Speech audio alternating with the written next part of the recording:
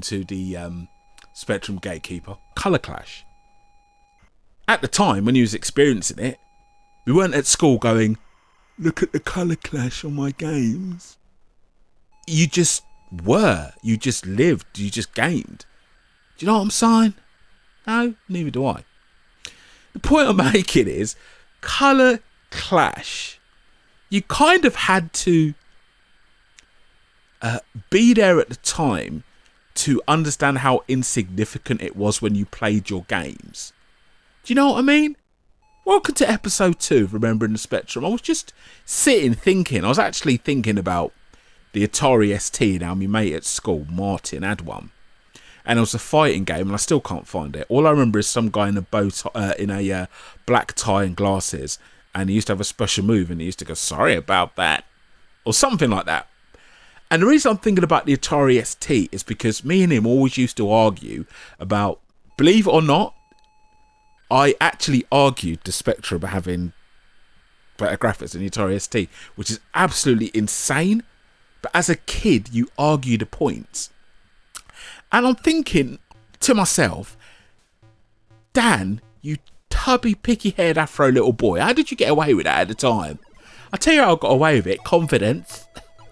And I used to always think about the animation in games. So when you're actually playing the Spectrum games at the time, you don't think, at the time, you never sat and thought, oh, all of these look crap and green and the colour clash is making my character disappear.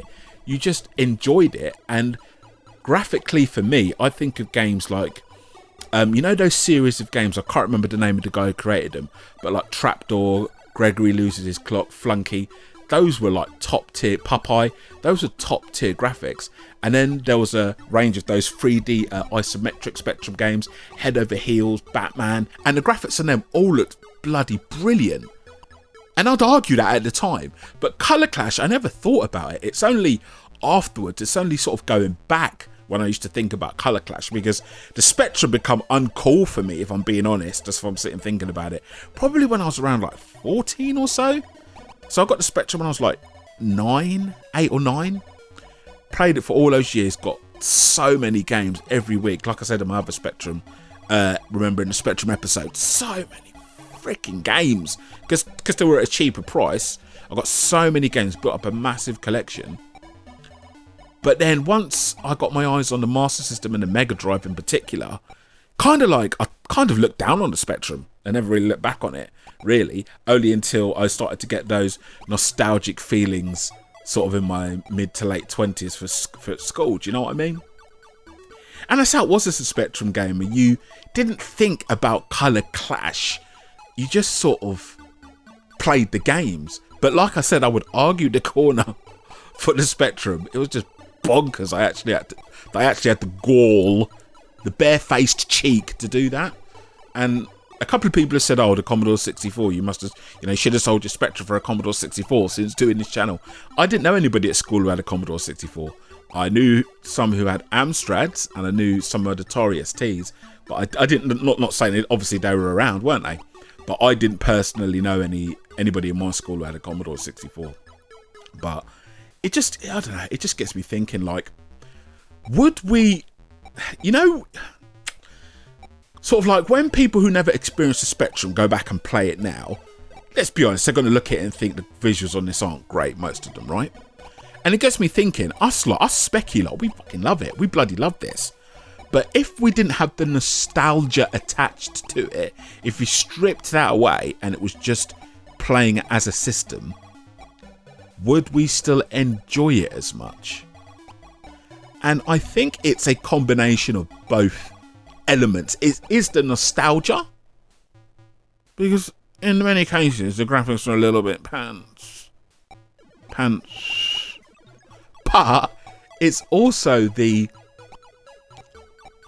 pure enjoyment of the simplicity of it. For me, the only time Spectrum games become an issue is when the controls are bad, when there's a lot of lag, so to speak, when the controls aren't tight. But a lot of Spectrum games have really tight controls, especially some of the homebrew games, some of the newer homebrew games. So to me, it was only really the controls that let the Spectrum down. But it's an interesting thought. So tell me your thoughts on like color clash. And how did did you think about it at the time? Did you ever think, why am I playing these games where my character's disappearing behind the same background color as the bloody background is walking in front of?